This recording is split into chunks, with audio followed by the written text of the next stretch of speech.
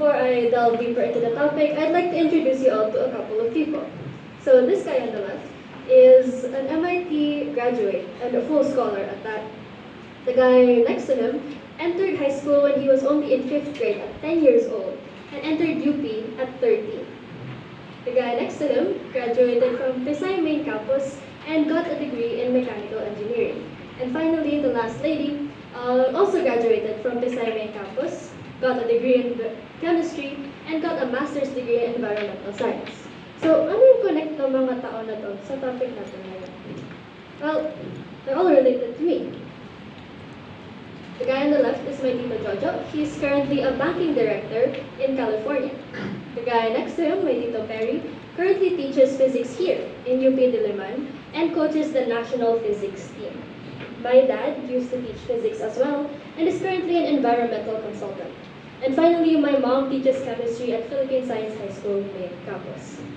And so, knowing all of this about my family, siguro hindi kayo magugulat na I followed in their footsteps. So my path was always set from a very young age. I would go to Pisay, just like them. I would go to UP, just like them. And I'd pursue STEM, just like them. And the thing is, this has led to me taking BS Biology right now. And unlike a lot of the people in the room, I'm not taking it as a pre-med course, but I'm taking it out of a special interest in entomology. For those who don't know, entomology is the study of insects. And I also have recently developed a passion for research and for teaching. And the thing is, even though with my background, with my family, with these people behind me, I do not receive that same kind of encouragement to pursue this dream of public service science. I'm told, walang pera dyan, masasayang lang PhD mo. Ba't di ka na lang mag-abroad, ba't di ka na lang mag-doctor? And imagine how that feels, to have the very people who are the reason that you have that dream not encourage you to pursue it, right?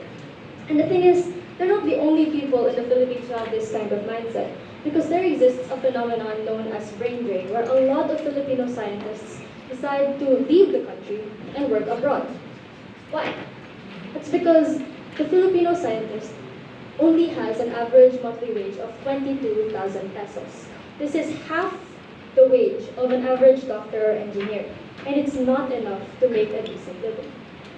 Because of this, only 174 scientists exist per million Filipinos out of the recommended 380. That's less than half of the scientists that our country needs.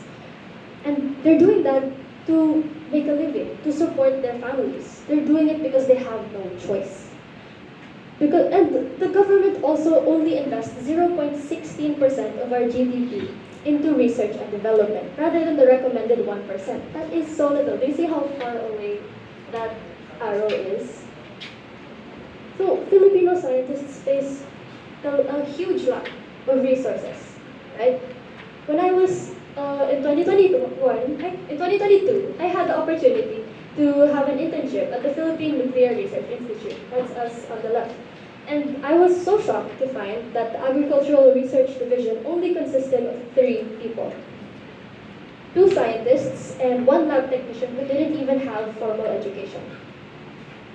And I was also shocked to see that their equipment was very out of date. It was in need of repair and in need of replacement. Even though they're fancy new machines, even though they were new, and they were untouched. There was no one there to use them. They were gathering dust. And you can see this same phenomenon happen here in UP Diliman, in our College of Science. Our buildings are in need of repair, and a lot of our equipment is desperately in need of updating. So mga nag-chem na dyan, nakikita niyo yung mga weighing scales natin, patay na patay na. Diba? However, despite this huge lack of resources, Filipinos are still able to make great progress when it comes to STEM. A local Filipino high school student was able to develop a green air conditioning unit. And the Philippines continues to climb ranks in the Global Innovation Index report. Ang galing ng mga Pilipino. Imagine what they could do if they had the right budget. Imagine what they could do with actual proper resources. However, this success is really only seen for a minority of people, yung mga elite natin. For the majority of Filipinos, nahihirapan silang makuha ang math at science. The Philippines is currently one of the lowest ranking countries in the world when it comes to these subjects. Why? Well, sasabi nga ni Lexis, our education system is shit. There's a huge lack of training for STEM educators in particular, because a lot of these teachers will go straight from college and begin to teach without that skill set, without that ability for science communication. And they will also suffer from inaccessibility, because STEM is frankly an expensive field. And this is given all of those budget cuts that Lexis mentioned earlier, yung mga budget cuts natin, yung mga reallocation of funds na hindi napupunta sa tamang lugar. This is especially true for people in far-flung and low-income areas in the Philippines. People are also dealing with post-pandemic repercussions. Students are not up to date with their knowledge, they're very behind. And teachers are also struggling to keep up with these recent sudden changes in the curriculum, with the sudden shift to K-10 and the movement of the school year from July to April. So, skip na slide. Okay.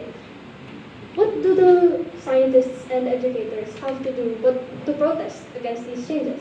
So these pictures on the bottom are from the Black Hearts protest last February 14, where educators and healthcare workers alike are advocating for their right to a fair wage. And on top is protests during the pandemic that occurred because of misallocation of funds for the COVID-19 response. So what does the government actually do in response to these problems and in response to this public outcry? Well, they have these programs. The first is the Balik Scientist program. So they're paying scientists who are working abroad to come back to the Philippines and share their knowledge that they have learned. This is comparable to the DOST scholarship program, where students are paid to stay in the Philippines instead of going abroad. Next is the Science for Change program, which makes STEM research a lot more accessible for local high schoolers. They make it an easier process for them to undergo. Finally, the expanded PSHS System Act, which mandates the establishment of at least 2 Pisay campuses per region. On the surface level, these solutions seem good, right? They have their clear merits, they have their clear advantages and benefits. However, none of them actually address the root of the problem, that lack of job opportunities and the lack of fair wages. You wouldn't need a budding scientist program if we had proper education systems in the Philippines, or if we had actual opportunities for scientists to go to. And what does this lack of government focus imply? It implies a huge lack of funding for scientists and for educators, which affects the Philippine population, because most people won't know enough about science to care. They're going to think, wala naman ako alam sa STEM, mga tao may kahit. Diba? Ganun karamihan ng mga tao. And because most people don't care, mas lalong nade-deprioritize ng gobyerno ang STEM. So ano ang dapat nila gawin? Dahil wala naman pa yung karamihan ng mga Pilipino, they should try to appeal to them. They should go for a citizen-centered approach. So they should, first of all, provide proper funding to STEM educators and scientists for them to actually be able to do their jobs, right? Next is to develop more programs to actually research about these STEM curriculum and train these teachers and these researchers. Finally, we have to allocate human resources to our local needs and local problems. Rather than sending people away from the country to help other people abroad, tulungan muna natin ang ating sarili.